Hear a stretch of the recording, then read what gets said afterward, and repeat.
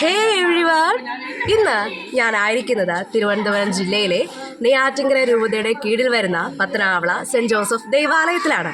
ഇവിടെ VFFന്റെ 3-ാം ദിനമായ ഇന്ന് അവരുടെ എക്സ്പെക്ടേഷൻ ലെവൽ മീറ്റ് ചെയ്തതായിരുന്നോ VFF എന്നൊക്കെ നമുക്ക് നമ്മുടെ കൂട്ടുകാരോട് ചോദിച്ചറിഞ്ഞാലോ. ഇന്ന് VFFന്റെ 3-ാം ദിവസമായിരുന്നു. വളരെ നല്ല രസമായിരുന്നു. ഗെയിംസും പാട്ടും എല്ലാം നല്ല രസമുണ്ടായിരുന്നു. ആദ്യം തന്നെ ഞങ്ങൾക്ക് തീം സോങ് മുതലാണ് തുടങ്ങിയത്. പിന്നെ ഒരുപാട് ആക്ടിവിറ്റീസ് ഉണ്ടായിരുന്നു. വർക്ക് ബുക്കിലുള്ള ആക്ടിവിറ്റീസ് ചെയ്യാൻ പറഞ്ഞു. അതിനുശേഷം ഒരു ഗെയിമായിരുന്നു.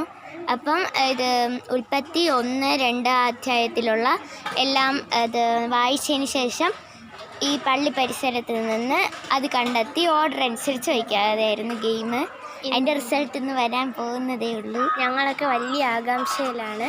ഞങ്ങൾക്കൊക്കെ വളരെയധികം ഇഷ്ടമായി. Thank you.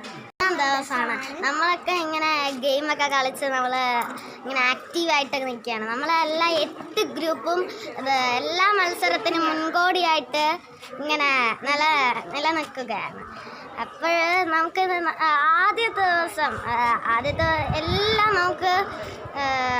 ആദ്യത്തെ ദിവസം പോലെയാണ് നമുക്ക് തോന്നണത് എല്ലാ ദിവസവും. ഇനി നമുക്ക് ഈ VFFലൂടെ നമുക്ക് ദൈവത്തിലേക്ക് അടുക്കാനുള്ള ഒരു അവസരമാണ് നമുക്ക് കിട്ടുന്നത്. VFF നല്ല സെറ്റാണ്.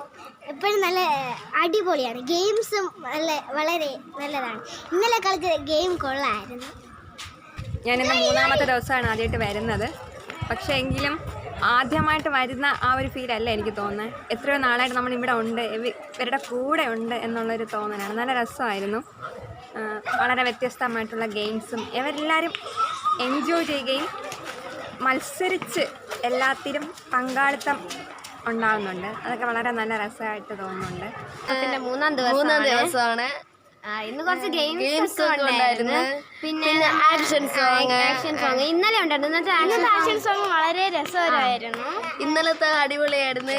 പിന്നെ ദിവ്യകാരുണ്യ ആരാധനയുണ്ട്. നമ്മൾ അതിനാണ് പോണത്. ഓരോ സമയം നമ്മൾ ത്രികാല ജപം, വിശ്വാസ പ്രമാണം എന്നിവയൊക്കെയുള്ള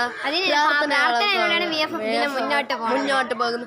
പിന്നെ വേറൊരു വെറൈറ്റി കാര്യമെന്ന് വെച്ചാൽ ഓരോ ഗ്രൂപ്പുകാരും 8 ഗ്രൂപ്പുകാരുണ്ട്. ആ 8 ഗ്രൂപ്പുകാരും മത്സരിച്ച് അടിപൊളിയാണ് പോണത്. ഓരോരുത്തരും ഓരോ മെച്ചമാണ്. പിന്നെ ലീഡ് ചെയ്ത് നിൽക്കുന്നത് റാഫേൽ ഗ്രൂപ്പാണ്.